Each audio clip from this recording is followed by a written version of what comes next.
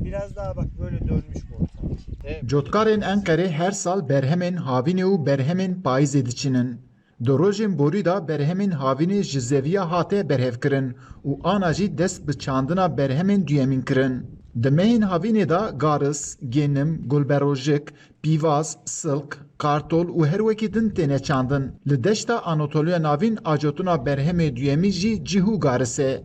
Serokê Desteya Rêveberiya Yektiya Bizin û Miya ya Enqerê Hasan Kılınç da de xuyakirin ku cara yekem e li Anatoliya Navîn ew ê wek berhemên duyemîn gulberojik biçine. Kılınç vê yekê jî wiha diyar dike. Gördüğünüz bu alanda şu anda işte Ev qada ku hîn dibînin ana garisê silaj weke berhemê duwemîn em ê biçinin. Çend rûşûn ve em ê gulleberûjên yekemîn rakin, li Anatoliya Navîn cara yekemîne ez ê berhemê gulleberûjan ya duwemîn bajûm. Di dema zivistanê da çandina cih jî ciyekî giring digire. Dîsan pîvaz li vê derê berhemê herî giring e. Ji bilî wan e ez bizinên tevtik yên Enqerê jî xwedî dikim. Xebatkarên van zeviyan pirê wan di mehên biharê da heta payîzê karmendên demsalîne. Pirê karmendên demsalî di meha payîzê da vedigerin welatên xwe.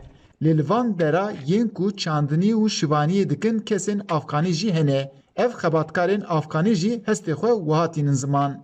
از افغانستان هستم آمدم ترکیه اینجا خیلی به زحمت ترکیه آمدم کوچاق مثلا böyle Ez ji Efganistanê hatme Tirkiye. Hatina me ya vê derê di nava astengiyan da bûrî.